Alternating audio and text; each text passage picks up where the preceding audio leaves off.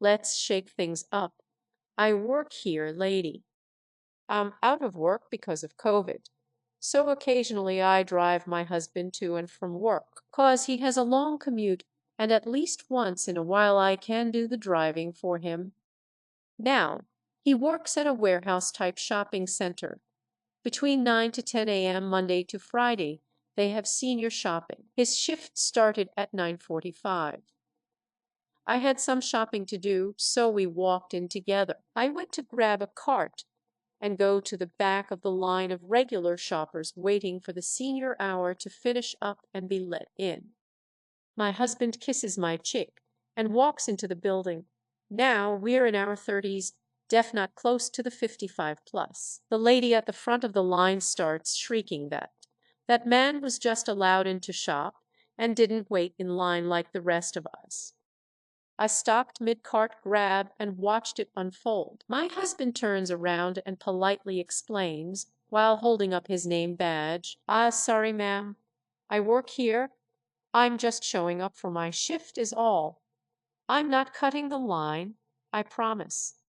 She loses it.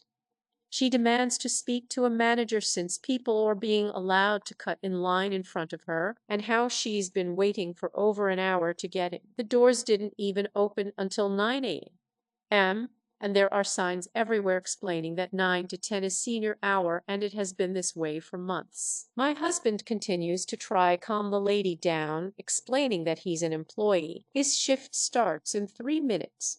He's not cutting in line. He's clocking in for his shift. The person watching the door keeps explaining the same. Finally, a manager comes to the front. Karen is now blue in the face from yelling and screaming. It's time for my husband to clock in, and he can't get past the front door because Karen keeps screaming. The manager explains that my husband is indeed there to work and get everything ready for the incoming flood of patrons. Karen was having none of it. My husband finally decides that in order to just the situation, he'd use the back entrance. At the complete opposite side of the giant building, manager and husband share a very knowing look. Manager apologizes to Karen, who now looks incredibly righteous. Manager says he'll have a talk to the employee at the front door. There's some whispering. My husband's coworker smiles a little. It's now 10 a.m., and the doors are supposed to be open to everyone. Karen starts looking very, very impatient as the manager, standing at the door, tells her he can't let the general public in until there are 2 people at the door. We wait, and wait, and wait, and wait, and about 5 minutes after 10, my husband walks up from inside the building to the door and calls Karen on into the building, apologizing for being late as he was being held up. The laughs from the people in line behind her was just precious. She went from blue in the face, screaming, to red and embarrassed. "The best I work here lady ever. Thought you would all enjoy a little spin on the IDWHL.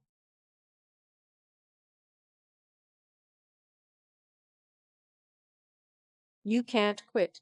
I want you fired. Obligatory first post on mobile and sleep-deprived college student, but I'll try my best." The morning after a good rowdy kickback in our apartment, my roommate and I go to the Orange hardware store after noticing some holes in the walls. Roommate goes to find plaster, and I go to paint. I get to the paint department and I am looking through the paint swatches to remember what our walls look like. Keep in mind, still very hungover. I pick out a color that is probably the closest, and if not, then I just mix my own paint. Art minor. There's no employee at the paint mixing station, so I just put the swatch in my hoodie. To pass the time, I sort the paint swatches properly because mild OCD. Then it comes, here's the cast.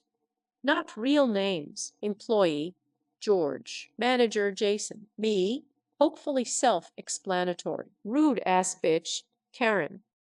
Karen, I need you to do your damn job and mix me some paint. Me, stares blankly as hangover is blocking my ability to respond. Karen. Hello, I'm talking to you, mix my fucking paint. Fortunately, my brain finally decides to turn on again. Me. I don't work here. Gets cut off by Karen. Karen. Don't fucking lie to me. I saw you sorting the color wall poorly. Only a lazy employee would do that sort of shit. Me, ma'am. I'm gonna be honest, I'm really hungover, and your screeching is making me want to puke. That statement went as well as you would expect. Karen.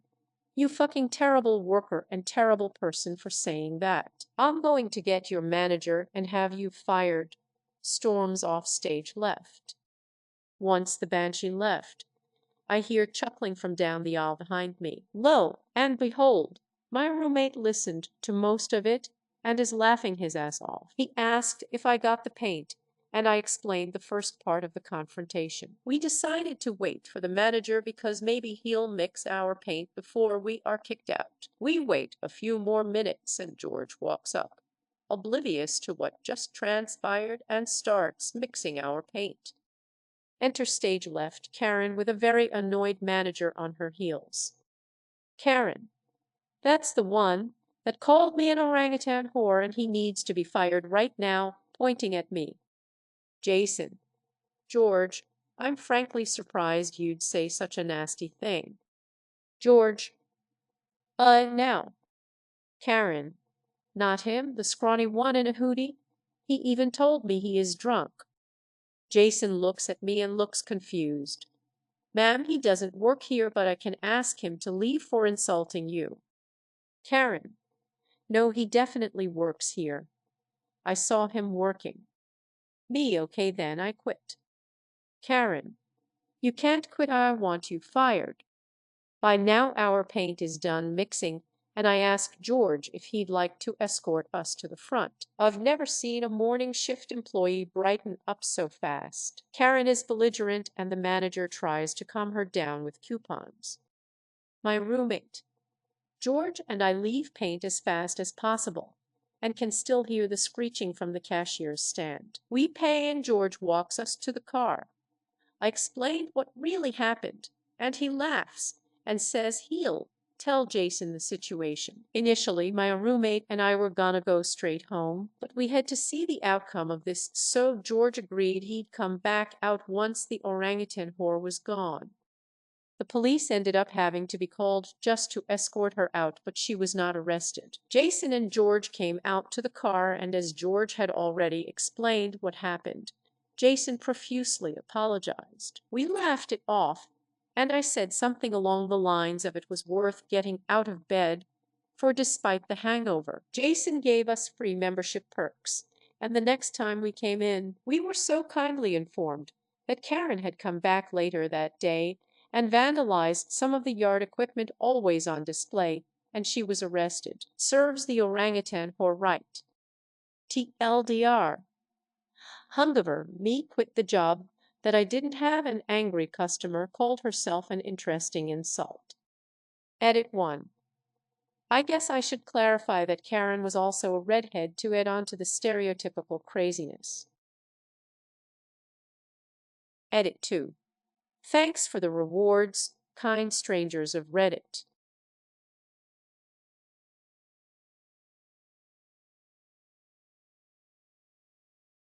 Me, I don't work here, to a manager. Yes, you do. You are now backstage security for Yellowcard. About 6 years ago on a Saturday night, I was hitting up a concert with some friends. Now, this venue had two parts. The main part was a restaurant bar with a big outdoor venue that could fit about 1,500 people, and across the street was the second venue that could fit about 1,000. I got confused as to which venue I was heading to, accidentally parked at the main venue, saw my mistake, and walked across the street to the intended venue.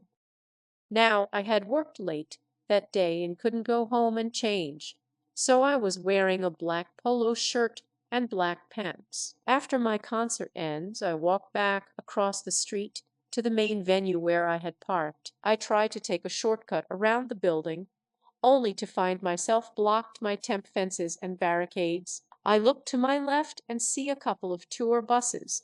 I towards those and managed to walk in between them. I find myself in a loading staging area with some hospitality tents and people walking around while I'm hearing a band playing really close by. I grab a snack and a drink and ask a guy how to leave, and he points to the right. The only way to the right is this long ramp that leads around the building. So I walk up and follow it around the building, literally to the side of the stage where the band Yellowcard was playing live. I'm talking 10 feet away from me tops. As I walk up, somewhat confused as to the scene in front of me, this woman with a clipboard and a headset walks up and asks me where my lanyard was. I kinda shrug and say I don't have one. She gets pissed off and says don't move. She's back in 5 seconds with a lanyard with an all-access pass and tells me to put it on. I try telling her I don't think I'm supposed to be here, but she snaps and tells me to shut it. She says to stay right there to guard the ramp to make sure no one accidentally tries to come that way, literally what I had just done, and walks away. So I spend the next 30 minutes on the side of their stage while they finish their set. After their encore, I head back to the hospitality area, grab some food, have a few drinks, mingle with some folks, etc. After a while I see headset lady walking around, so I walk up to her, hand her the lanyard, thank her for the drinks and the show, and leave.